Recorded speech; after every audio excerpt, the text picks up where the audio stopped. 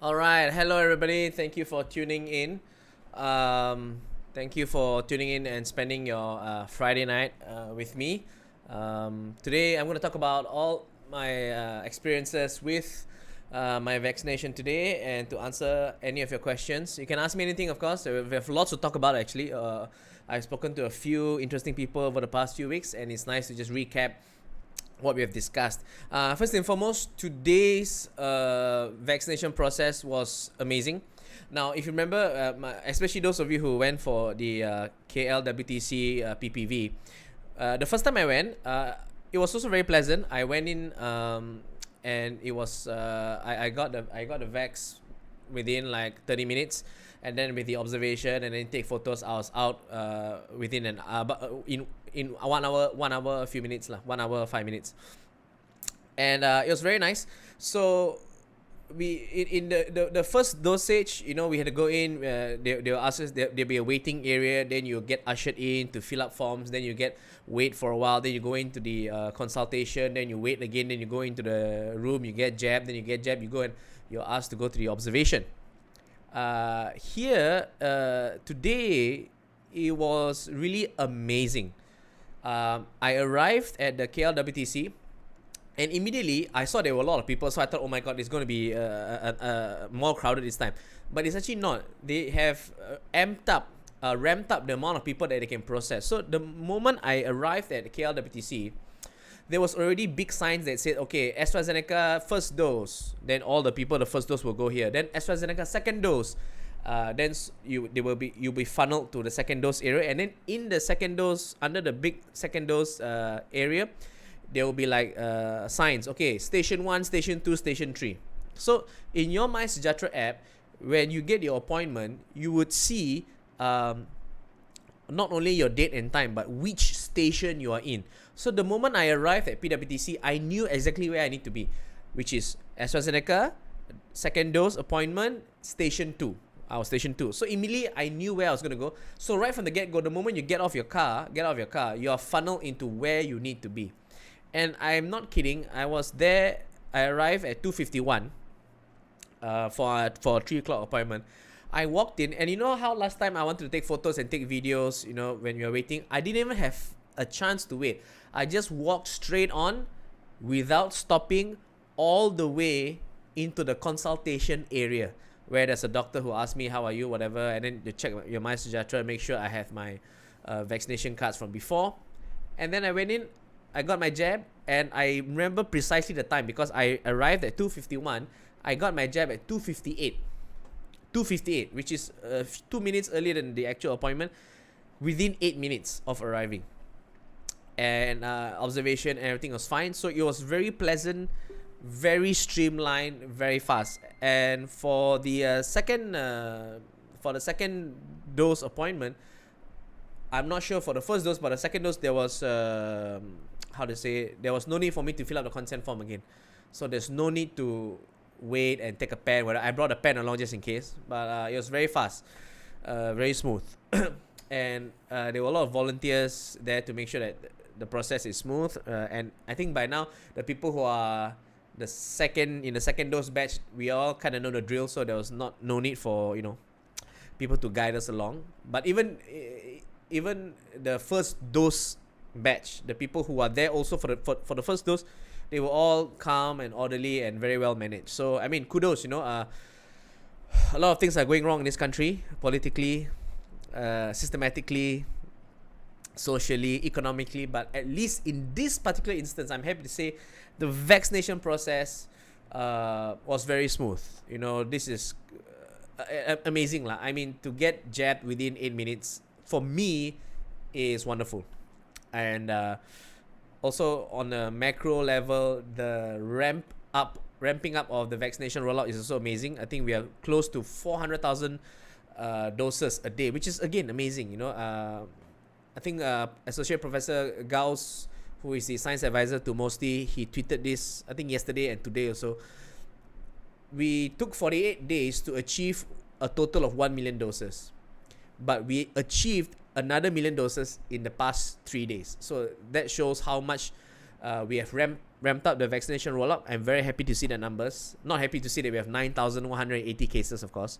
But our rollout is amazing. And another advisor to mostly, I think his name is Dimishra or something, he tweeted that today we are, on the road to finish our vaccination roll, to complete our vaccination rollout 3 months earlier than the United States. And this is quite a feat itself, because the United States, their vaccination is very fast, but we are on schedule to finish 3 months before, which is another good sign. I'm looking out for all these numbers.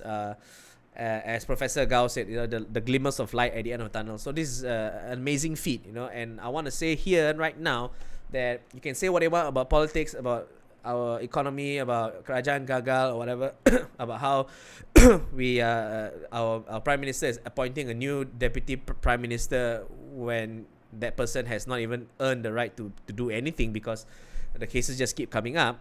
But in this instance, I'm not shy to say, I'm not ashamed to say that the Khairi Jamaluddin has done a fantastic job, and all the team at the involved in the vaccination rollout, healthcare workers, the allied healthcare workers, doctors, frontliners, and all the volunteers. When you go to a vaccination PPV, there are a lot of volunteers, to help out with the registration and checking on the MySejahtera.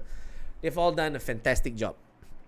I believe right now our vaccination rate is one of the fastest in the region. Of course, the number of cases we have is the highest in the region, which is scary in and of itself. So I'm just happy that amongst all the things that are wrong right now, almost every fucking thing is wrong in this country. The vaccination is going the right way. I think the only blemish right now is there's this problem where we can't travel to the EU because of the passport issue, and then eventually it was clarified that you can, and then today it was also further clarified that actually certain EU countries may not recognize our vaccines, the AstraZeneca vaccine that is manufactured outside the countries which they recognize. It's very complicated, but like I said, at the end of the day, it's still white people playing bullshit politics, bullshit geopolitics. It's going to be resolved in the near future, and I'm sure with maybe booster doses along the way will help clear your travel plans. And look, I think thinking about travel plans is a bit premature right now, although it's important. I mean, I'm going to travel. I want to travel and perform comedy, but talking about traveling plans now is a bit premature, because let me put it this way. If you are fully vaxxed, let's say you're fully vaxxed today, and EU opens up tomorrow, you want to go on holiday tomorrow,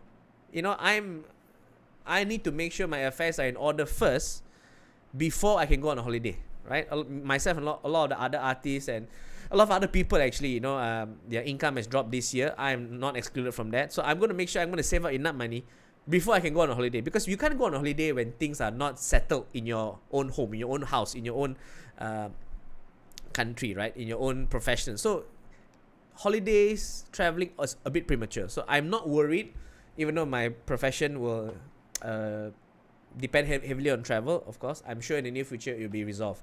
Right now, what's important is to get vaccinated as quickly as possible. Okay. Another note here, and in case you all can check on your app, I realized that when you get your digital certificate, right? For those of you who already get the second dose, they will issue you a digital certificate. Now, at the bottom of the digital certificate, if you scroll down, it's a gold color, yellowish digital cert. At the bottom, it will show there a QR code, but it's a mini QR code. Then there's a button that says show QR. On my wife's app, when I tap on it, it will display a big QR code. If you scan that QR code, it will bring you to a page, a website that shows you like, okay, this person has been vaccinated, this dose, this batch, who was the one who administered the dose. Rather, it's a slightly more detailed digital cert. When I got my digital cert today, I realized that when I tap on show QR, it doesn't enlarge to a bigger QR. So for those of you who already have the double dose vaccination, just check on your digital cert.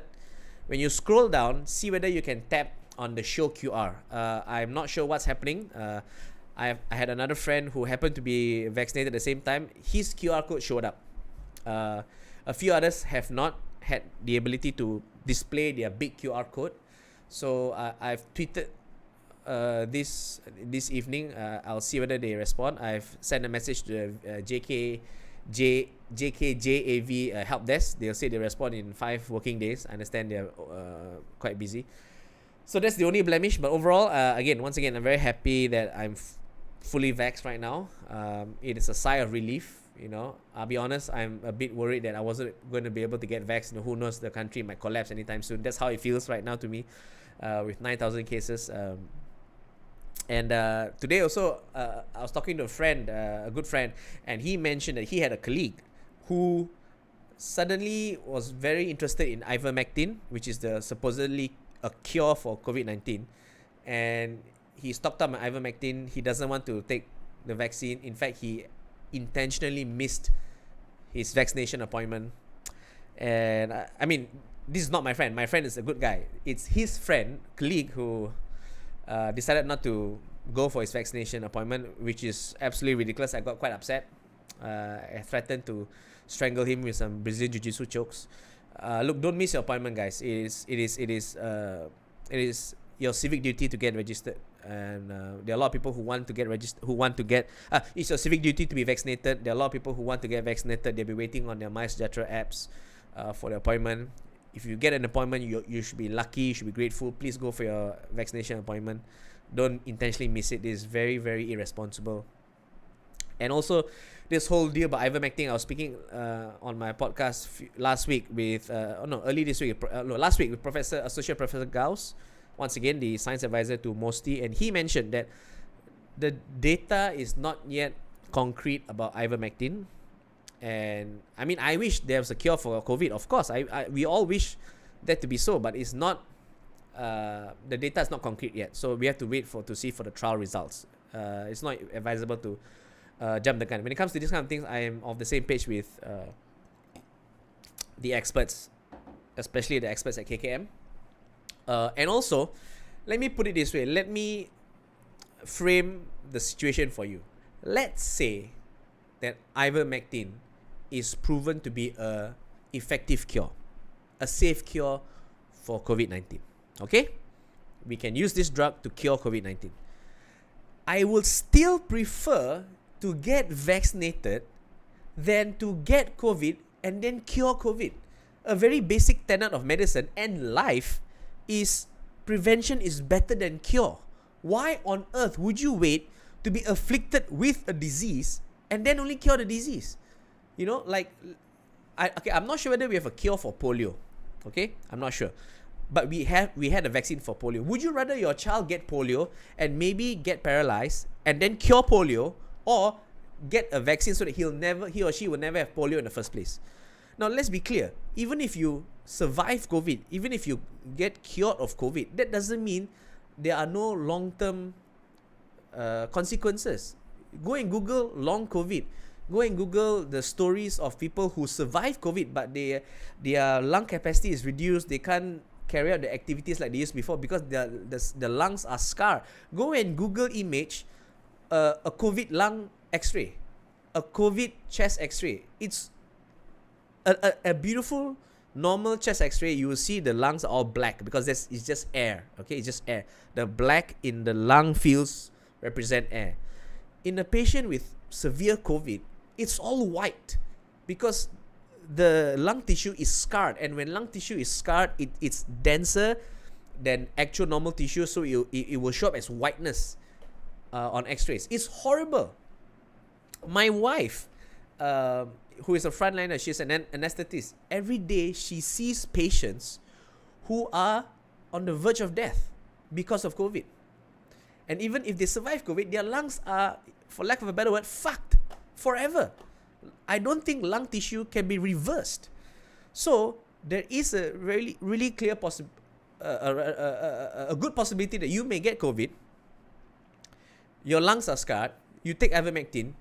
You're clear of COVID, but your lungs are fucked forever. Why would you rather that than take a vaccine which will make sure you may, number one, prevents you from getting COVID.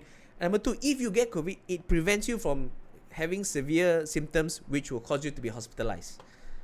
It doesn't make sense. Okay, so please, prevention is better than cure. A vaccination vaccination is better than curative therapy. Okay. And secondly, when it comes to hospitalization, a very important part of vaccination, which I like to repeat again and again.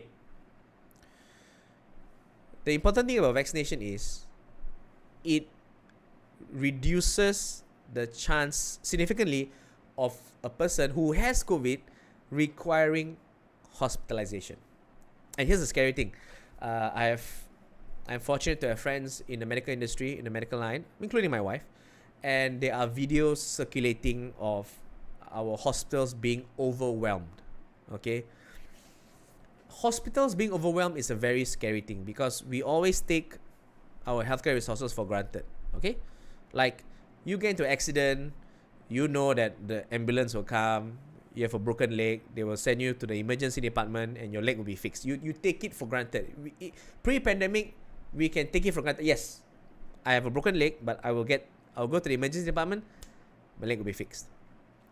But there are hospitals, especially in the Klang Valley, which are overwhelmed. They don't have beds for you in the emergency department. Don't talk about the wards. In the emergency department, your first point of care, they don't have enough beds for you. Several hospitals, I think 1 or 2 hospitals, I've seen the videos, the beds are outside the emergency department. That shows you how scary it is. I worked for a year plus in the emergency department of Hospital Selayang. I was mostly in the green zone. On a normal day, the emergency department in the public hospital is already crowded. Okay, it's like a kandang kerbau. Okay, you understand? It's for those who don't know, it's like a cattle farm. All the cows are just mushed in together. It is that crowded on a normal day, on a normal non-pandemic day. Now we have COVID. The capacity is overstretched. Okay. Now I give you an example. Last time when I visited a friend in the emergency department in a hospital in Klang Valley. I won't say which hospital. The emergency area, there's a place where they have, we call it the yellow zone or the intermediate zone, where you're awaiting for treatment, but you're not going to die, so you wait there for treatment, or you wait to be sent up to the wards. So there are several cubicles. Okay, each cubicle is supposed to have 1 bed. When I visited, each cubicle had 2 or 3 beds, and that's par for the course. That's normal. That's pre-pandemic. Now, it's pandemic. Things are worse. And just this evening, I read a tweet from a person who said that one of her family members has COVID, not feeling well. She tried calling all the hospitals nearby to get a bed. No beds. Okay? No beds. That's how serious it is. And the scariest thing right now is the number of patients who are brought in dead, BID, brought in dead, are still escalating. I think today we have the highest number of deaths. The number of people brought in dead are also increasing. And let me tell you why the number of brought in dead is a scary statistic. It means that we are not catching COVID fast enough, catching the COVID patients fast enough. You understand? So they are left, they number one, they don't know they got COVID, they suddenly deteriorate, they die. Then only they are brought in dead. Okay? So it means that that shows you how severely overwhelmed our healthcare facilities are. Which means also, it is our duty to get vaccinated so that we do not add on to the burden of our healthcare facilities because they are overstretched as it is. And that's why it's important to get vaccinated. And that's why I appeal to all of you who are on the fence, whatever, don't be like my friend's colleague. If you have a vaccination appointment, go and get vaccinated. Because yes, ivermectin or whatever cure, it can maybe cure you. But the moment you get COVID, if you want ivermectin, you need to go to the hospital. Right? You need to go to the hospital to be observed and whatever. That's an extra bed which we don't have for you. So we would rather you just take a grab to a PPV, get jabbed once, take a selfie, look like a hero, go back home, go again for another jab, and then everything's fine. You're at home, everything is safe. Also, another thing which is the hidden cost of getting COVID, right? Which, again, it's selfish for people who don't want to get vaccinated. You get COVID, you think you're a hero, you get cured of COVID, that's fine. That's you. But what about people who love you and care for you? You tell them you when you get COVID, your family members will get worried about you. They're gonna be stressed out. Oh my God, what if he gets COVID? What if he deteriorates? He wasn't vaccinated. I better go and check out on him. But if I check out on him, what if I get COVID? They're gonna be stressed out also for you. As if we don't have enough stress in the first place. As if our country is not in such dire peril that we can afford mental space in our heads to worry about other people. So when you get vaccinated, you prevent also your loved ones from worrying and stressing about you. Isn't that a good enough reason to get vaccinated? So yeah. Anyway. Regarding the side effects. I'm happy to say that the first dose side effects were, mild, tolerable. I didn't need any Panadol. Today's side effects, much less. And I think anecdotally it's par for the course. A lot of my friends who take, who take the AstraZeneca vaccine, second dose, like no effects, which is good. Opposite of Pfizer. For the Pfizer vaccine, anecdotally again, people who get a second dose experience more severe side effects than the first dose. So for me, second dose is that I feel great. For the first dose, I instituted a 4-step protocol of recovery: shower, nap, masturbate, KFC. Sorry for the female viewers, but that's what we do lah. We don't really stress. So shower, nap, masturbate, KFC. Okay, I can't remember. Can't remember what the order was. Did I shower first, then masturbate, or whatever? But shower, masturbate, nap, KFC. And I felt great. And as you all know, the next day I went exercise and I did kettlebells. Today I didn't need a nap. I took a shower. No need to masturbate yet. And I haven't had my dinner. I feel great. So that's an indicator of how much milder the side effects are for the second dose. For all those of you who are wondering, my penis size have gone back to this original 9 inches. So don't have to worry, everything's fine now. Just me and my 9 inches. It's good. So the first dose will shrink, and then the second dose will bring it back to its original length. By the way, most of you are my fans, so you know I was joking, but some assholes have cut out that video of me. I posted a video saying that my penis shrank from 9 inches to 6 inches. Some assholes have cut the video and spread on WhatsApp. And some of our fans commented that, hey, Jason, is very irresponsible. You made this video because people will cut it off and spread false information. And that came out to be true. Some assholes have been spreading false information. I think I ended up on some stupid Singapore website or blog. Because my original IG post in its entirety was reshared by this Singapore IG account, which is nice because apparently I have a lot of fans in Singapore, so that was fine. So this other stupid Singapore SG Lancia website, they just quoted the IG post that reshared my post and said that Malaysian man has his cucumber shrank by 3 inches. I mean, I was amazed that, and I even had a few people asking me, Jason, so is this true? Like they shared the link and then they texted me personally, Jason, is this true? Like, Jason, they're asking me, Jason, is it true your penis shrank? Then I was like, okay, can you watch the whole video? Watch the whole video, and then it's like, so what did I say in the video? Your penis shrank 3 inches. Yes, but from how many inches to how many inches? So it said from 9 inches to 6 inches. So you believe that I had a 9-inch penis and it shrank 3 inches to 6 inches. This is why I believe, I believe in arts and science, but I think everyone should have a course in school about scientific literacy and skepticism. Okay? I mean, if you all believe that I have a 9-inch penis, just DM me and send me a photo. Who knows? I can be so laku with a 9-inch penis. So just put it on the record. I don't have a 9-inch penis. Okay, the actual length I can confirm is less than 9 inches. The actual length I won't tell you because it'll be very embarrassing. Also, interestingly, if you check your vaccination cert, even if you've gotten your first dose, you can actually check your batch number. This is just interesting. And if you go to the NPRA website, you can check where your vaccine came from. Okay, so if you check your batch number, I think mine was, the first dose was CTMV or something, CTMAV or something. That is from Korea. And currently the second batch, all of my friends, they had their batch numbers are A something, A1 something. That is from Thailand. So it's pretty cool that my vaccines came from Korea and Thailand. Okay, I think now is a good time to take some questions. I've been ranting for half an hour. My God. Thanks to you guys for tuning in.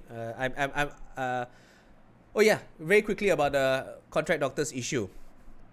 Let me just summarize for you, okay? I had a very interesting conversation with the chairperson of SCOMOS in the Malaysian Medical Association.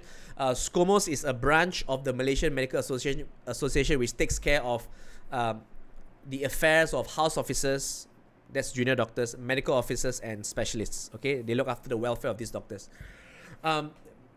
It's an issue which started in 2016 because the government then decided that, okay, all the new doctors, when you start your service in Kementerian Kesihatan Malaysia, Ministry of Health, instead of getting you on the path of being a permanent staff, okay, for example, when I became a house officer, I was UD 41, that is not a confirmed position, right? House officers are not confirmed, which is normal. Then once I finished my housemanship, I submitted all my logbooks, I became a medical officer. Now, a medical officer is a confirmed permanent position, which means if I stayed on until retirement age, I am unlikely to be out of a job. And there is specific career pathways to specialize in. For example, I can apply for the master's program, which is subsidized again, so I don't have to spend money to specialize to become a specialist. In 2016, new doctors in the service, they are not on the permanent system.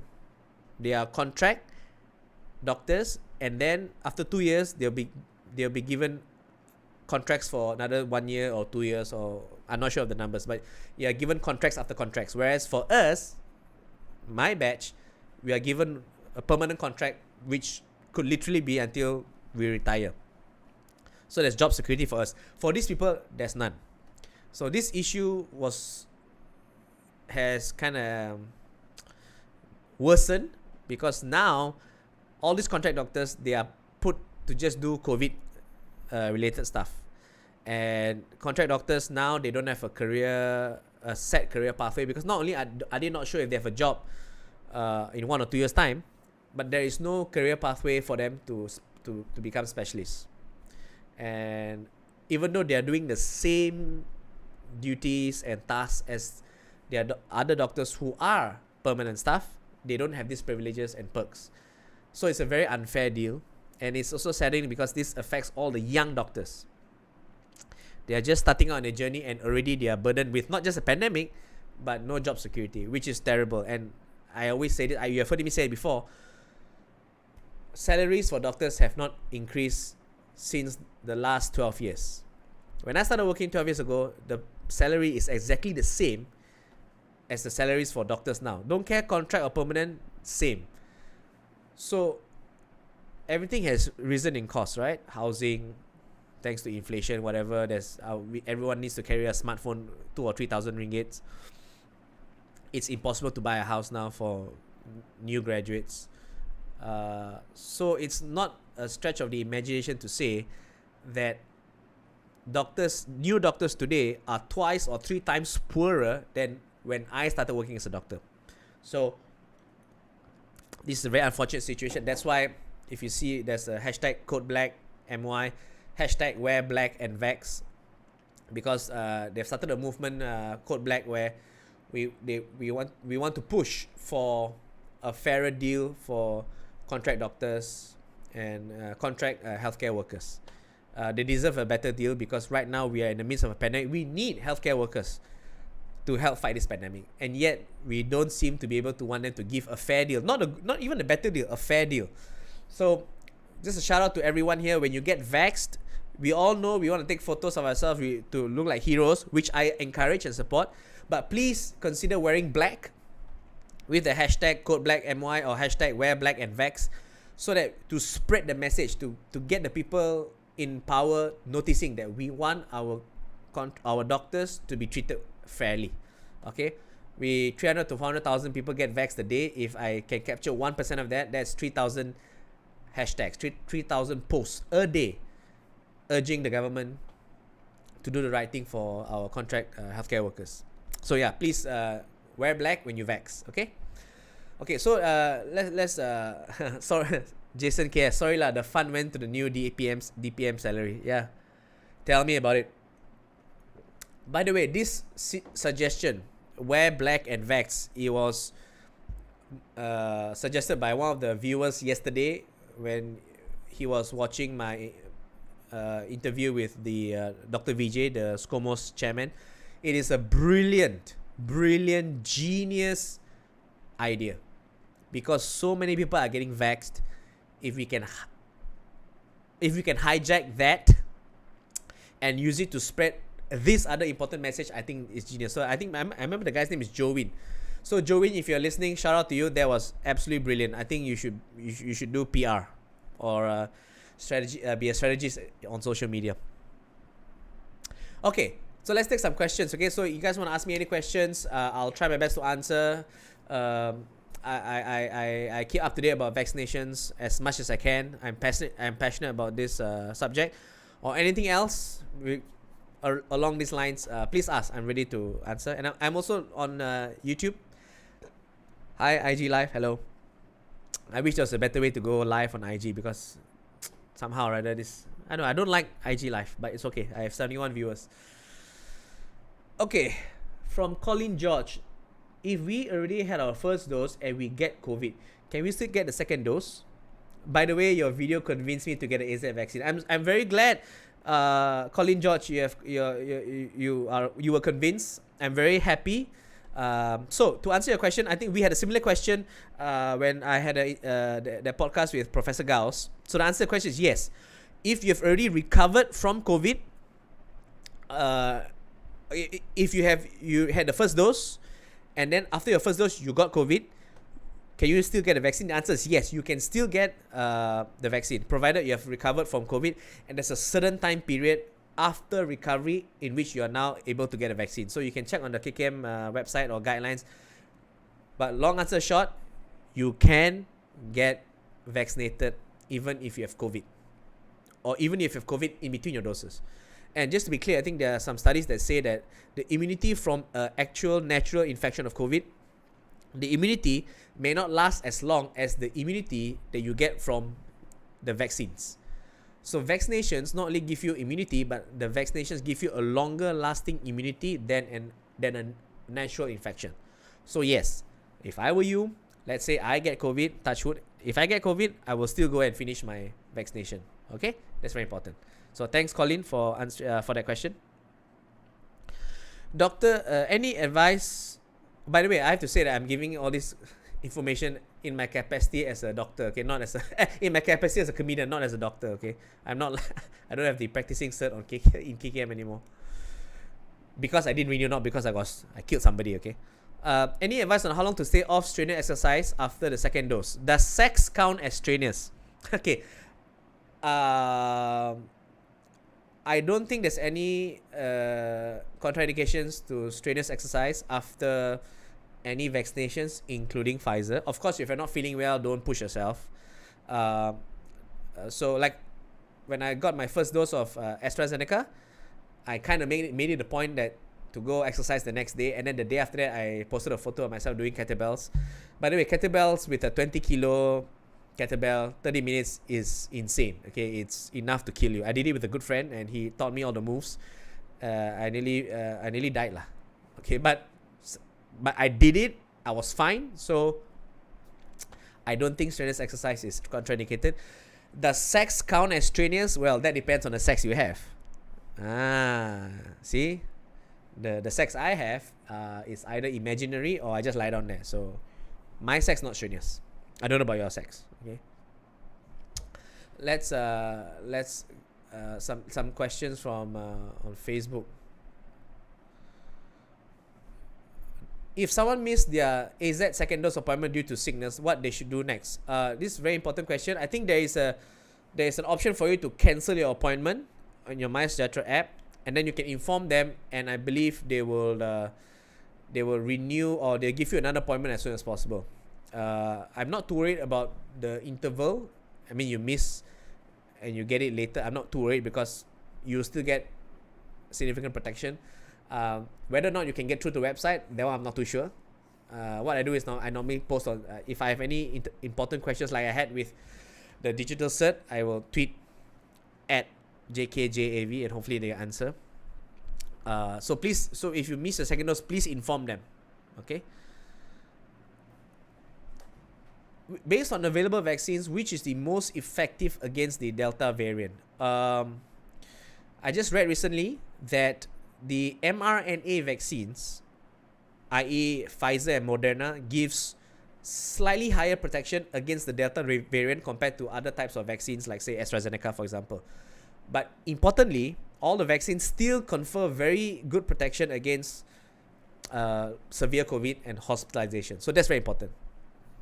And I believe that's why also Pfizer is seeking authorization for a booster dose, because what they're going to do is, this is the beauty of the mRNA vaccine technology. They can tweak their vaccine and their booster dose almost on the fly to give better protections against mutant strains, because the mutant strains, their surface protein is a bit different. So the mRNA technology, they can just code for different sequence different proteins so that the booster dose is more effective against mutant variants. That's the benefit of mRNA technology. See, the mRNA vaccines are not going to alter your DNA. In fact, they are going to protect you against variants. See, vaccine hesitancy doesn't really pay off in the long run. Okay. So yes, I believe I just read that the mRNA vaccines confer slightly better protection against getting COVID, getting infected. But all vaccines, as of now, most of the vaccines, I mean the ones that are popular now, they confer significant protection against hospitalization. So that's what we want. Let's see.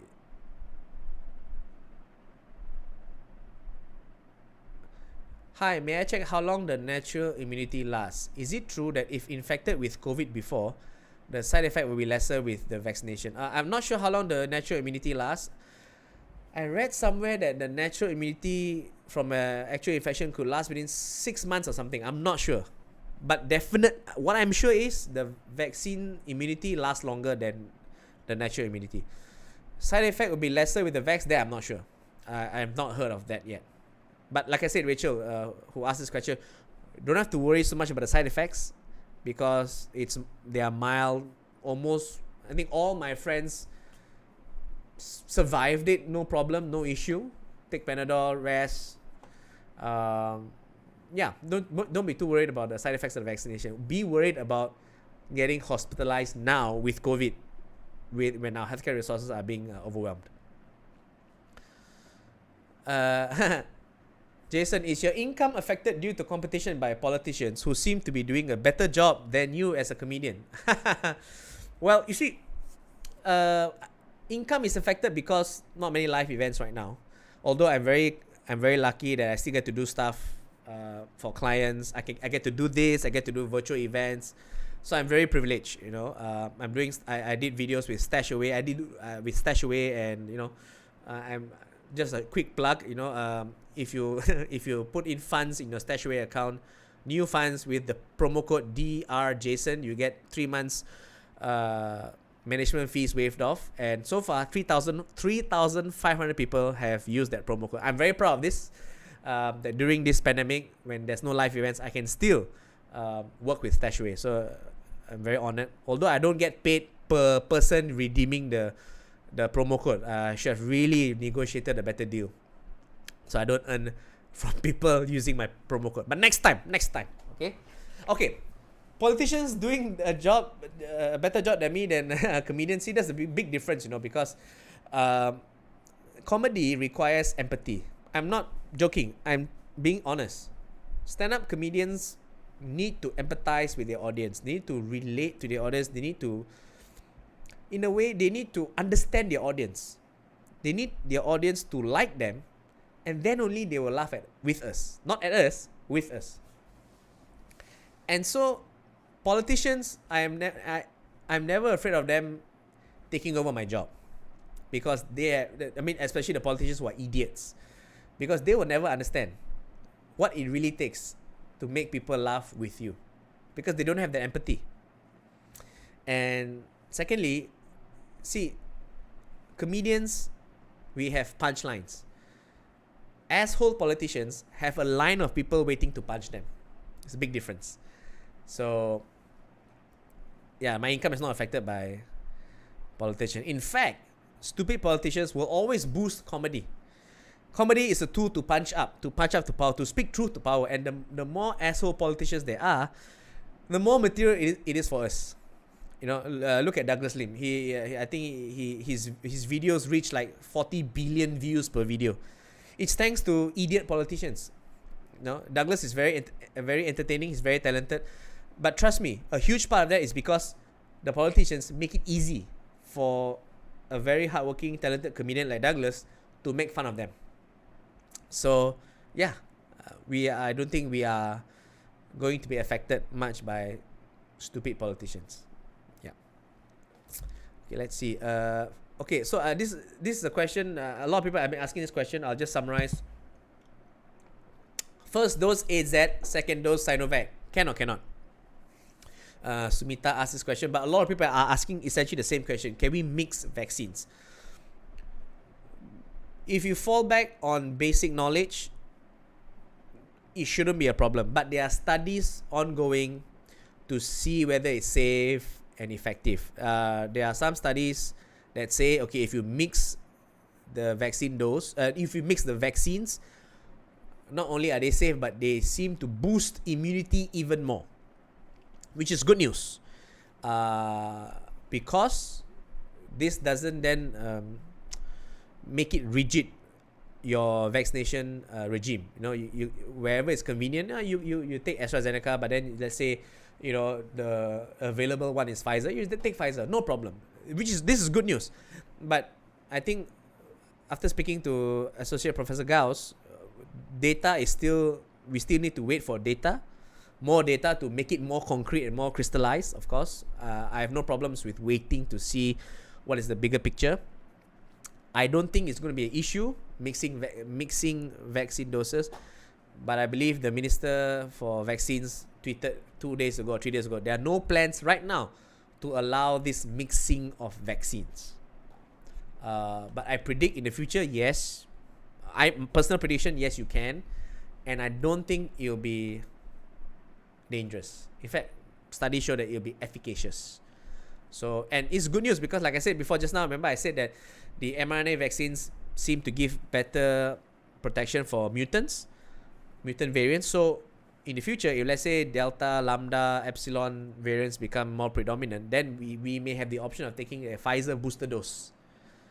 And that's good for everybody. So, yeah, so that's all about mixing vaccines. A lot of questions about mixing vaccines. The answer, just to summarize, I don't think it's dangerous. Some research are saying that it's efficacious and advantageous, but currently we need to wait for more data before KKM actually does mix the vaccine dose. Michael Boone, he asked me this question in the previous convo, and he's asking again. I think he really wants to be my financial advisor, Michael Boone. He says, does a comedian earn more than a doctor? It really depends what kind of doctor lah. Okay, I would say that I'm happy with what I earn as a comedian. Of course, I would love to earn more. We all do. But let's just say that I do not regret for one moment quitting my job in KKM to become a stand-up comedian. Not just the money, but you know, the passion. I love doing this, and after about After 10 years of being in the business, I now am able to talk to people online, a rather large audience. It's a privilege and an honor. So yeah. Let's see. Let's ask. I forgot. I'm on YouTube also. Let's let's take some questions on YouTube. Okay. Please share your opinion about videos of blank jabs being administered. I have not seen any videos of blank jabs being administered in Malaysia, at least. I know there was an incident where he didn't jab, the person jabbing didn't perform the correct technique or whatever. I think in Malaysia currently, I have faith in the vaccination rollout. I don't think it's an issue. I don't think it's a problem. So I'm not worried about blank jabs in Malaysia. I don't know about, if you guys have videos, whatever, please share them with me. I would love to take a look, but I have not encountered any lah. Can I transform myself into a titan after receiving all 3 vaccines? I don't think so, because if you know your knowledge and history, you become a titan not because you receive the vaccine. You become a titan because you drink the spinal fluid of a particular titan, or you are born a certain race, like the Eldians, or you're a subject of Ymir. So you cannot become a titan after receiving all 3 vaccines. Interesting question by Wu Ming Xia on YouTube. If you have a chance to be a minister, which department you think you'd be most suitable on it? Wow. Well, I think, with a background in medicine, I guess health minister. I definitely know what we need to improve on, of course. Health ministry. What else? Maybe the science ministry, because I'm very passionate about science. So maybe MOSTI, But yeah. Any chance for your next podcast to get KJ, Khairi Jamaluddin? Look, I would love to speak to YB Khairi Jamaluddin. I mentioned before, I think he's doing a fantastic job with the vaccination rollout. I'm not just sucking ass. I'm not just kissing up. My objective, honest opinion, KJ is doing a fantastic job. I would love to speak to him and get his thoughts and views on how we're going to get out of this pandemic. Of course, if anyone here watching knows Khairi Jamaluddin personally, I would love to speak to him, and I promise not to ask any unfair holy questions. It's all going to be fair questions. And yeah, I would love to get ministers to come on my podcast. No, I mean, I make fun of ministers a lot, granted. Sometimes I curse at them also, but I believe I can carry out a very professional conversation, especially in matters of national interest, like the vaccinations. I saw videos of people getting jabbed, but it seems they barely push the needle into the arm. What are your thoughts? I mean, please send me videos. I would love to take a look at them, especially if they're occurring in Malaysia.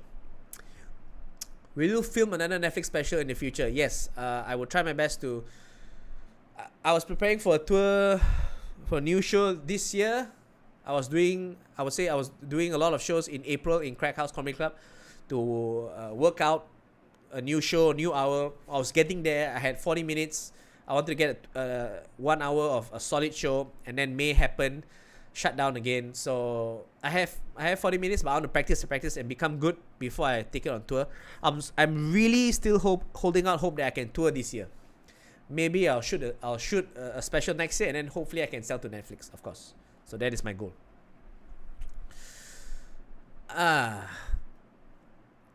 What's your view on Douglas Lim hitting 100k subs recently? Well, fuck Douglas Lim. No, I'm just kidding. He deserves it. He's worked really hard on the videos. Each video takes about 8 hours to edit and everything. So congratulations to Douglas Lim. No one else deserves to hit 100k subs more than him. Incidentally, I am now at 94,000 subs.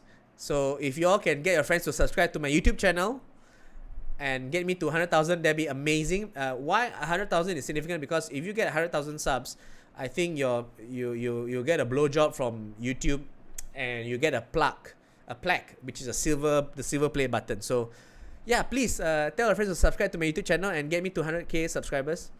I was also mildly depressed when I found out that Nigel Ng got from, I think, 20,000 subscribers to 2 million subscribers in 1 year.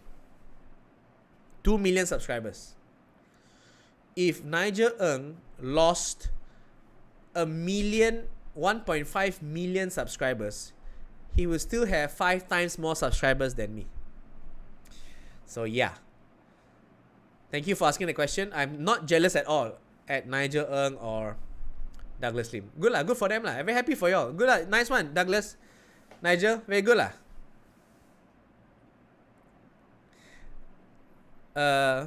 Let's see. Jason, what are your feelings on the current COVID situation? Whew. My feelings is it's quite fucked up. Of course, okay, when I read about the cases climbing up, of course, the first thing is I'm scared, of course, but I'm also upset because we are under this lockdown, which doesn't work, and yet they want to open up the factories. We still need to keep shut. Gyms are closed. We cannot go out and eat. But factories and all, they want to open up mosques. They don't know what the fuck they are doing, and that is why I'm angry. I'm not particularly angry about the cases going up. I'm angry because the people in power either don't have a clue or they don't give a fuck. They don't know what the fuck they're doing, or they don't give a fuck. I suspect it's both. They don't know what the fuck they're doing, and they also don't give a fuck. And that's why I'm so angry. So it's more of anger rather than sadness. I think anger is a more useful emotion when we want to engage this rising number of cases of COVID. Okay? So that's one. I'm a bit scared. I'm very angry. I'm very frustrated. Okay? I'm frustrated because the more cases rise up, like our economy is going to take longer to recover, all these practical issues. So I'm upset, angry, scared, all that. But I also know to look back on history. History, and also to read about the science of all this. Okay? So let's look at history first. Throughout history, every single pandemic that has been inflicted upon mankind, it will pass. Okay? The pandemic will pass. Yes. It will burn through either a lot of people. That depends on how we manage the pandemic, but it will pass. The pandemic will pass. How severe it is upon us Malaysians, that depends on how we manage the pandemic.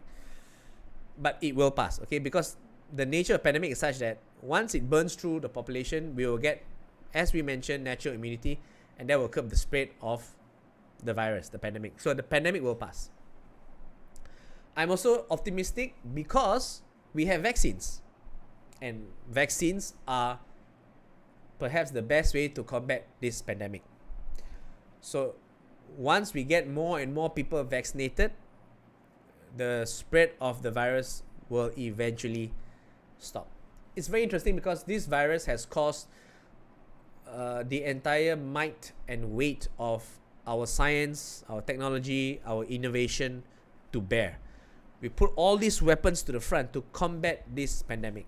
All nations, rich or poor, are united in this fight, at least. So I'm optimistic that vaccines will also help destroy this virus and win the fight against this pandemic. I've also read recently an article by a scientist who have observed that for the first time in history, we are observing the evolution of a virus in real time. Every time it mutates, there's a new variant, scientists will quickly sequence the genome and we'll know what the new strain looks like.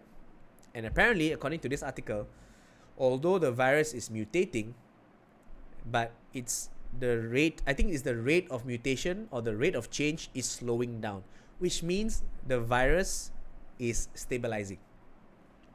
I've not read anything else to confirm this, but if it's true, if the virus is stabilizing into, or has run out of, for lack of a better word, run out of ideas to mutate into different strains, it means eventually our vaccinations will catch up and surpass its ability to mutate. So, I am very angry right now. I'm scared. I'm upset. But long term, I'm optimistic. So, we just need to vaccinate and hang in there. So, yeah. Let's see. Your opinion on the Kedah MB who is against the white flag movement. Okay, for those of you who don't know, for people overseas, there are some Malaysians who have no money to buy food, they are starving, and Malaysians started a white flag movement where if you hang a white flag in front of your house, that's a signal that, hey, I have no food. Other people will come and give you food, which I think is very innovative, and it really showcases that actually Malaysians are all kind-hearted. We are decent. When the chips are down, we help each other out. Fuck the politicians, fuck the political parties, fuck whoever is in government. We need to help out each other because they are certainly not helping us. Okay? So this Kedah MB says that, oh, we don't recognize, something along the lines of, we don't recognize the white flag movement, it's a political thing and we don't want to help them, whatever. So my opinion is that Kedah MB is a fucking asshole. Yep. You can quote me on this. The Kedah MB who his opinions against the white flag movement, he is a fucking asshole. He should starve for a few days and feel what it's like to be someone who has run out of money to buy food. Yeah. So that Kedah MB, fuck him. What's your take on Bumi doctors having high priority for being granted a permanent employment over non-Bumi doctors? This was confirmed by one of the ministers recently. I think I'm not sure if this was confirmed by one of the ministers, but I can ask the different question, which the answer will be the same. Unfortunately, in KKM, there is somewhat of a quota system, not really a meritocracy system, where if you're a Bumiputra, there are certain pathways for you to become specialists. There are certain pathways for you to excel beyond your non-Bumi doctors. This is true. It's an open secret. I don't mind talking about it. If you're Bumi, you're likely to get into the national master's program compared to non-Bumis. You get it earlier, faster, whatever. All these are happening. Of course, when it comes to medicine, we must treat all patients the same. It doesn't matter what race you are. If you're sick, doctors heal you.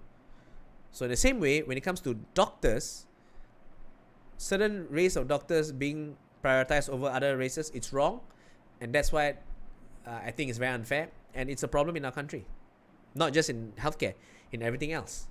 So Bumi doctors getting privileges is absolutely wrong. It should be who are the best candidates to become to get permanent contracts or to become specialists. It has to be the best. I mean, I wouldn't want my parents or my children in the future to be treated by a doctor who became a specialist because of his race. I want that doctor to be a specialist because he or she is good at his job or her job. Full stop. And I think we want that for everybody. Sadly, that's a problem in this country. Okay. A few of my friends and relatives have issues where at first they were informed to be infected by COVID, but after another test in hospital, they were told that their sample was contaminated. Your opinion? Well, I think contamination in test samples shouldn't happen in the first place. But I think what has happened is sometimes when you take a nose swab, for example, it may brush against.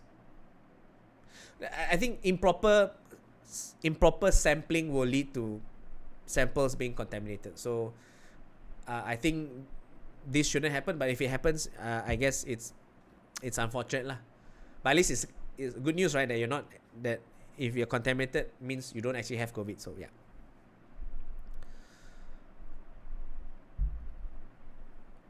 Sasvin says, okay, Jason, I'll wait outside Bukit Aman. Okay, I'm gonna block him. I don't need this kind of fear mongering, so yeah, it's okay. Put user in timeout. Okay. Hey Jason, big friend from Singapore. When are you coming over? The moment you guys have me, I'm gonna come to Singapore. Okay. I think Singapore right now, they recognize Pfizer and Moderna vaccines as part of the vaccination rollout. So I'm waiting for the reciprocal green lane to be open, so that I can go visit Singapore and perform comedy. Right now, if I go to Singapore, I have to quarantine for 21 days. And then when I come back from Singapore, I have to quarantine for 14 days.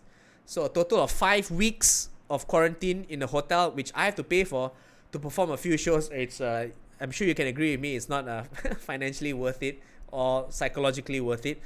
I'm hoping, I swear to you, to all my friends and fans in Singapore, the moment there is a pathway for me to go to Singapore, perform and come back without having to quarantine, Singapore recognizes my fully vaccinated status, I am there. Okay, I want to perform comedy. Anywhere else, Hong Kong, hit me up when you guys are ready. Indonesia, I apparently have a lot of fans in Indonesia, so please let me know when I can go to Indonesia and perform. I want to perform in my own country. I want to perform in Australia. I want to go to London. I want to go to Dubai. I want to go to New York City and LA. So please, the moment I can go, I will be there. Dominic Hua, my good friend. New York in August, still a plan. Unfortunately, I don't think New York in August is a plan because, like I said, if I think I can go to New York, no problem. When I come back, it's a 2 weeks quarantine. But maybe the 2 weeks will be worth it, lah, Dom. Jason, do you feel like Superman or Batman right now? I feel like Kluang Man right now, lah. Anik. I'm not invincible to bullets, so I'm not Superman, and I'm not a billionaire, so I'm not like Batman. Cicak Man lah, Cicak Man. Okay, let's go back to Facebook. Get some questions. Talking about comedy has made me quite sad. I can't wait to perform again.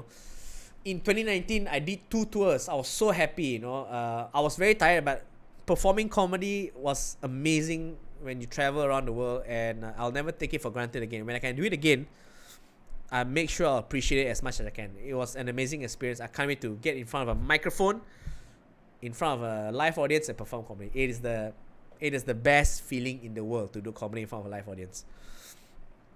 Alex Young asked, first dose and second dose, same content, is it? Or are they different? Good question. I don't know. I don't know what's in the first dose and what's in the second dose. I think it's the same thing. I'm not sure. If anyone knows what exactly is in the contents of the first and second dose of the vaccinations, please let me know. I'm interested to know. I think it's the same, but I don't know. So good question, Alex Young. If you're the PM, what immediate action would you do to effectively control the COVID infection and reduce fatality, which is different from what the government is doing right now? Interesting question. If I was in charge, I would say definitely a very strict lockdown in states which require the lockdown. You can't simply go out. We'll shut down all the kilangs, all the factories, and get the vaccinations out as soon as possible, and give money to the B40 and help the SMEs. This is all basic, very common sense things, like, So you ask any other guy with half a brain, they will tell you the same thing, right? Which boggles my mind why the government's not doing it. If anyone in the government is watching and you can explain to us succinctly why we're not doing this, I would love to hear from you. What are your comments about the crypto market? Yes, I am dabbling into crypto right now. Is sideways for some time. I'm very optimistic about cryptocurrency. I think it's going to be the future. It is here to stay. It won't go away. And if you have extra money, you should put some money in cryptocurrency. It's going to be here for a long time. And I feel that the market is going to improve in the long run over time. So yes, cryptocurrency is for me personally. I have to say that this is not financial advice. Do your own research. I have to say that everyone who talks about cryptocurrency must say that. I don't know why. So yes, please. I would put some money into cryptocurrency, especially now that I don't feel very strongly about the ringgit. Especially our economy is going to go to the shit soon. Converting a ringgit into crypto seems like a good bet for me.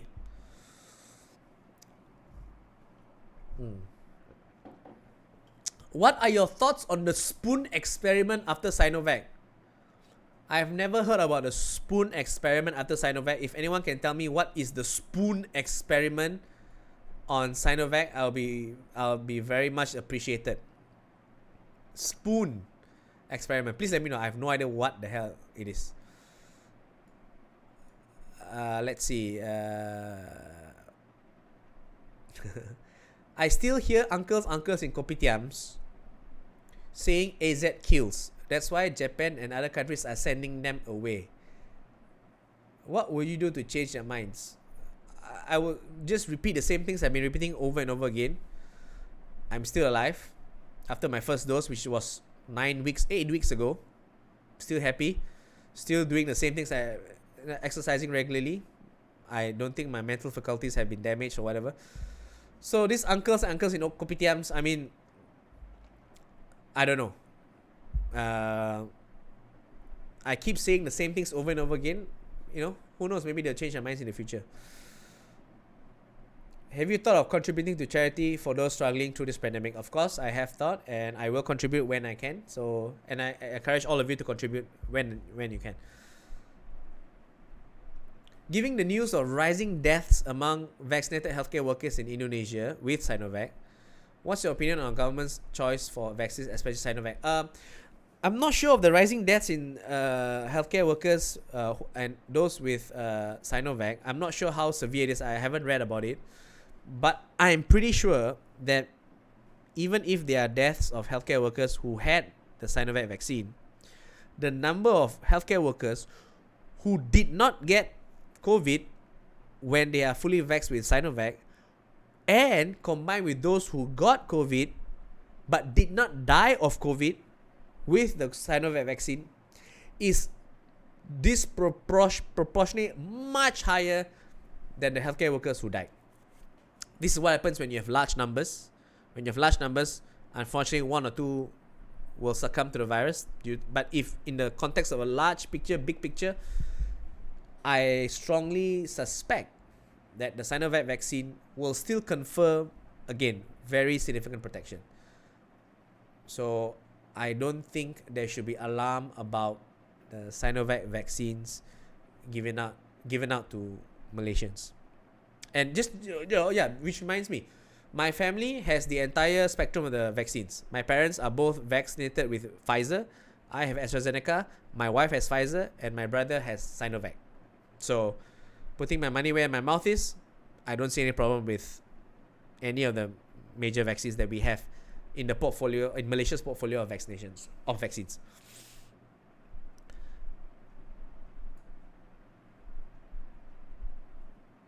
Oh, I see. Is the spoon experiment is where some people, after taking the Sinovac vaccine, put a spoon or a few spoons on their arm where the jab was, and it sticks towards the arm like it's magnetic. Okay. Oh, okay. So apparently the vaccines have magnets lah, right? Okay. This is of course a big bunch of bullshit. It's just all a scam. You know. Let me put it this way, okay. If a spoon sticks on your body, it's because you're fucking sweaty. Or not sweaty. Your body is sticky because you didn't take a shower. Just take a shower, man. That's why the spoon is sticking on your skin, because you're sticky, all the gunk. You didn't go and mandi. Go and take a shower, man. And also, I love watching these YouTube videos by the Amazing Randy. Now, the Amazing Randy is a guy who always debunk all these people who claim they have superpowers, right? Kind of like the anti-Avengers. So, like, for example, like there's a bunch of people who claim that, their bodies are magnetic, so they put iron, the wok, spoons and everything, and then it doesn't fall off. So like, oh my god, look, I'm magnetic, right? And don't know why all Chinese people. Okay? But anyway, so the Amazing Randy, he deduced that it's because of this stickiness, this sweat or gunk on the bodies. That's why even the iron can stick on their bodies. And also a bit of leaning backwards or whatever, so that they don't slide off. So there's this video where he made this incredible experiment. He allowed them to stick the metal objects on their body, and then he applied powder on their bodies. And lo and behold, the objects didn't stick. See? So, all these people who are sticking spoons, go fuck yourself. And more importantly, go and get a shower. Okay? Hi Jason, if KJ invites you to be part of his national immunization team, in what capacity do you think you could offer? Well, to be honest, I don't think there's any capacity I could offer because, like I said, they're doing a fantastic job. But what I will do is, most of you know, I recently released a video with Aspect Ratio / Genie Boy TV, a video which we worked very hard on. It's called The Three Ghosts, which is a vaccine PSA. We did it out of our own pockets. I wrote the script, and Genie Boy TV produced the video and everything. I'm proud of the video. I think I don't have to be invited to be the national immunization team, but I would love some kind of support from them for me to produce more vaccine PSAs. I want to produce a vaccine PSA especially for Merdeka, because Merdeka is fast approaching, and I think vaccination is a very important Merdeka message where we all can come together and fight this pandemic, because this is the biggest crisis of our generation. So a vaccine PSA for Merdeka, I think that's my dream, that's my goal. But of course, I will need support. When I say support, whenever a Chinese person says support, it means he wants money. So I will love some money to produce this vaccine PSA. So please give me your support, and support is in the $sign. Vaccine PSA. See, even in a live stream, I'm hustling, baby. I'm hustling, I'm making sales, making money. That's how I make money as a comedian in this pandemic. I'm just kidding. I'm not making money. In fact, the Three Ghosts video, I asked for favors and everything. It cost me quite a bit of money to produce the video out of my own pockets. So I lost money in the PSA. Even the YouTube views, the payment per click is not enough to cover. I think I got about $50 from the clicks on YouTube. So maybe you all should subscribe to my YouTube channel. In your opinion, who do you think is the best person to be the interim PM if there is a need for such a leader? That's a very interesting question. The person who I think is the best person to be the interim PM, when I say the name, everyone is going to laugh.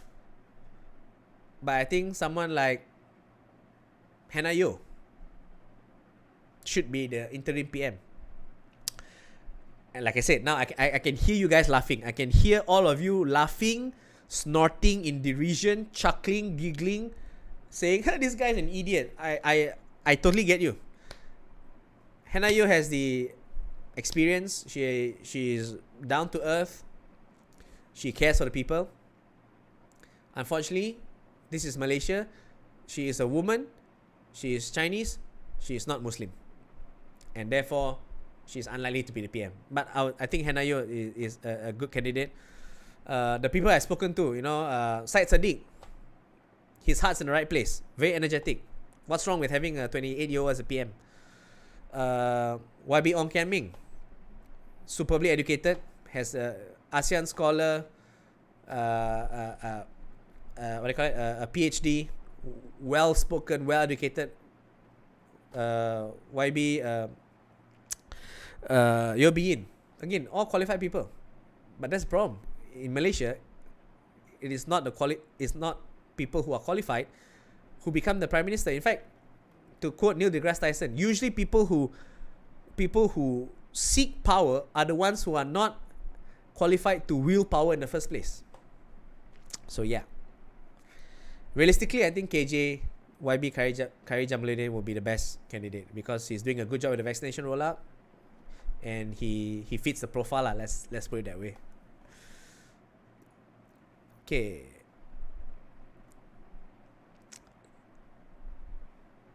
Okay, let's take some questions from the YouTubes. Someone named Michael Jackson, welcome back to the land of the living. When are teenagers getting vaccinated? I think I'm hoping soon, because research has come out that it's safe for teenagers, I think 12 to 18. So I'm hoping soon. But that's an interesting question for Mosty. I would love to ask them this. But yeah, I'm looking forward to children getting vaccinated soon. I think it's very important. Nick Hafizi, I have hyperthyroid condition. Does the vaccine affect hormone treatments? I don't think so. I have not heard of a contraindication for thyroid treatment. In fact, I know someone very close to me who has a thyroid condition, who is on hormone replacements. Nothing affecting the vaccinations. The vaccines don't affect the treatment for thyroid replacement therapy, thyroid hormone. So it's not contraindicated for that person. I don't think it'll be contraindicated for you. But for all these kind of questions, it's best to ask your consulting doctor. Just to be on the safe side, I don't think vaccines are contraindicated in patients with thyroid conditions. But again, ask your attending doctor. Justin Ng has asked, why do you love Muhyiddin? Let me just put him in timeout. I don't love Muhyiddin. What if I want to vaccinate but my parents don't allow? Okay, that depends. I believe if you are of age, your parents cannot stop you. But if you're still a minor, if you're still not legally an adult, I think your parents can stop you. But if there are lawyers in the chat who can answer this for me, can parents stop their children from getting vaccinated if the children wants to be vaccinated? That's an interesting question. If there are lawyers watching, please do answer in the comment section. Hey Jason, what's your opinion on the use of ivermectin? Ramesh, I spent I think 20 minutes ranting about ivermectin. So please, after this live, scroll backwards. You'll see my passionate opinions about ivermectin. Do you need a chat moderator here? Yes, I think I do, but it's okay. I like doing this myself. Let's go to IG. I've been ignoring IG. Like I said, it's not my favorite, not my favorite platform to go live. Let's see. This is interesting. You guys are asking really interesting questions. I thought you guys were going to troll me. But do you think Malaysia should seek help from Singapore in combating COVID? I believe yes. I'm a firm believer in asking for help from people who are better than us. And Singapore has done a better job in combating COVID. Now, you can say it's apples and oranges. Of course, that's true. It is easier to administer a state like Singapore than a whole country like Malaysia, right? But Singapore has done an amazing job. And I think Malaysia can seek help in, especially in forming an exit strategy like what Singapore has. Remember, we have all read the news that Singapore has Singapore plans to live with the virus, test, trace, vaccinate, their music video. And I think it's great because now they are saying that we don't have to count all the cases and make sure there are no more cases. This will be endemic. The virus will be with us for a long time. So max out the vaccinations, max out the testing so that we know where all the cases are, and most of the confirmed cases won't be hospitalized. They won't strain the healthcare resources, and that's the best strategy. Singapore is very brave in this, but I think Singapore, when Singapore does something, they don't do it half-heartedly. They don't do it half-brainly. So I think they've done their research, and they were also very smart in getting the vaccines first. They got the Pfizer vaccines early on. The article said they made strategic bets. The bets paid off. They got it very early. Kudos to them. I think more than half the population already has the first one dose of a vaccine. So they're doing a great job. And this paradigm shift is very important. And I think Malaysia should seek help from Singapore in that context. The exit strategy, which I think is very important. Let's see, what else? Congratulations on completing a vaccination. Fellow fan here in Brunei Darussalam. I would love to go and perform comedy in Brunei Darussalam. I have a very good friend from Brunei who is a comedian, and I hope to go and perform in Brunei. I heard Brunei has about 20 people over there, and I hope to perform to all 20 of you in Brunei when the pandemic is over. Shout out to Zainal Bostaman over there. Miss you, man. Hope to see you soon. Do you think we are testing enough? Nope, we are not testing enough, definitely. Our testing positive rate is 9%, which is very high. we should do more testing, which means that our actual cases are higher than 9,180. It's much more, so we need to do more testing. I think that even DG himself said that WHO guidelines is we should test until we get less than 5% positive rate. We are double that, so not enough testing.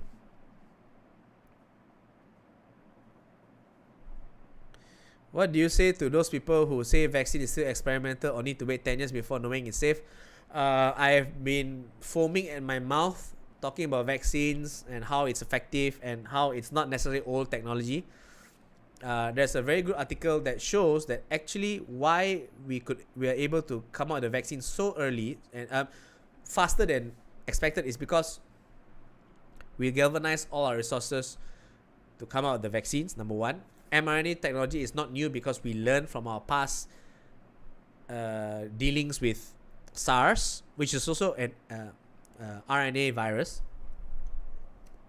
So it's not technically new, okay? So, yeah, it's not technically new. Just get vaccinated.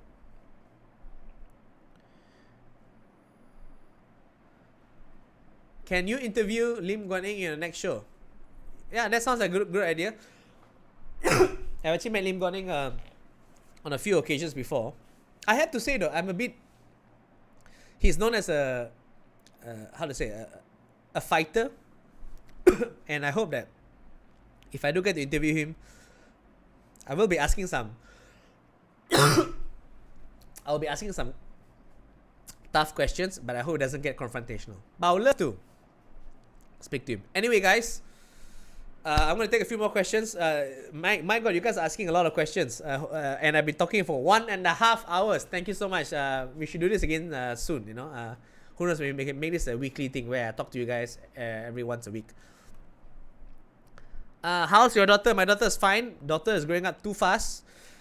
Sadly, because of the pandemic, she doesn't mix around with other children much. Her play school got shut down because of the MCO. She's 21 months now, and I think she needs to hang out with children more. So I'm hoping that when the pandemic is done, we can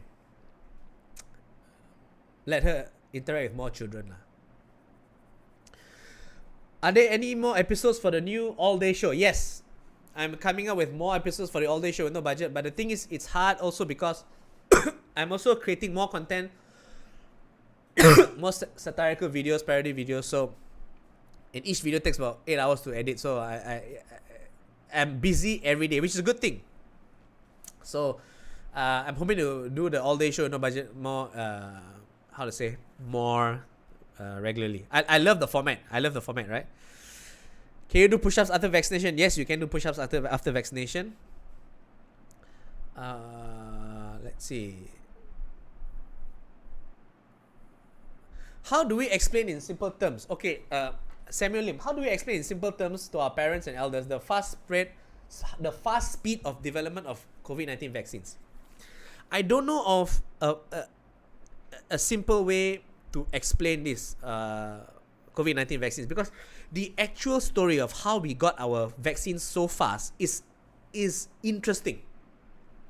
If you Google it, there's the Guardian article explaining why we got the vaccine so fast. Because number one, like I said, we had dealings with SARS, so we know how RNA viruses spread.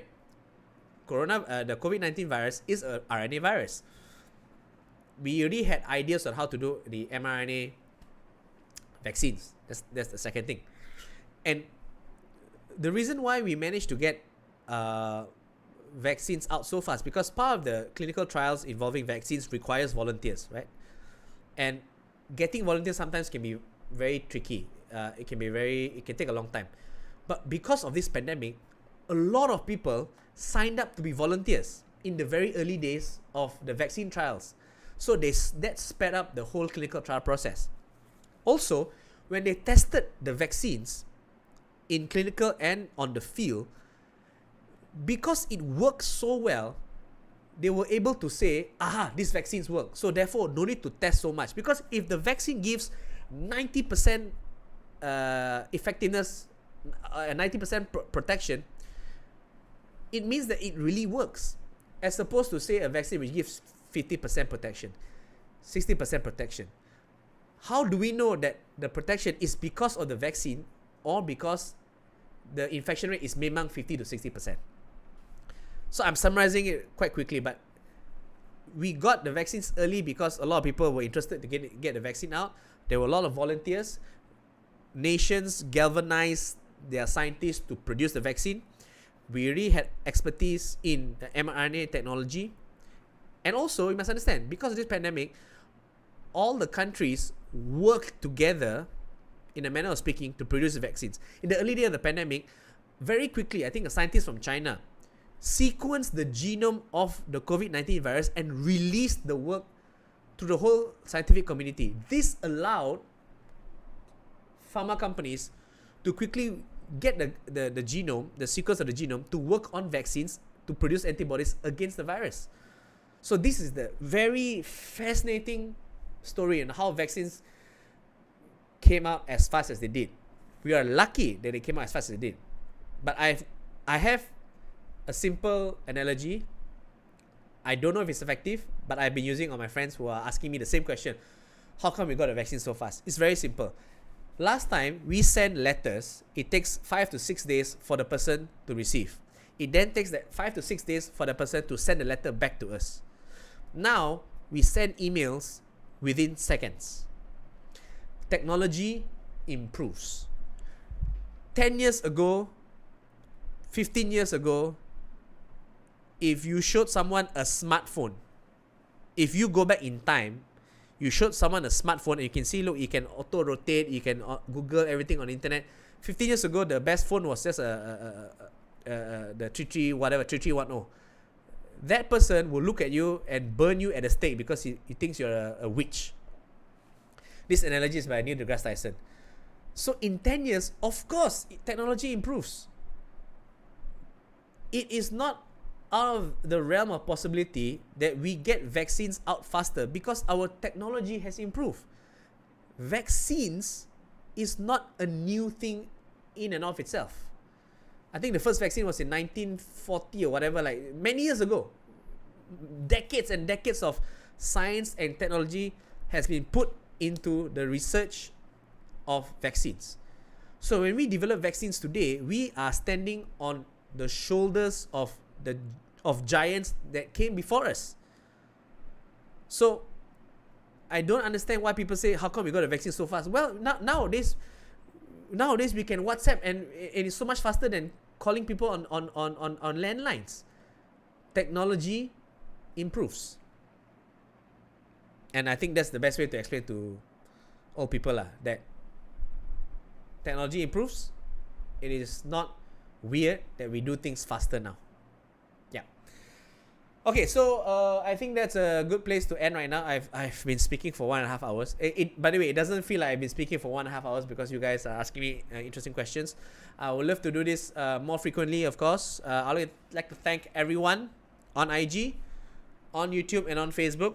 Please, if there's anything you can do for me, wear black when you go and vaccinate to support the Code Black movement for a better deal for our contract healthcare workers.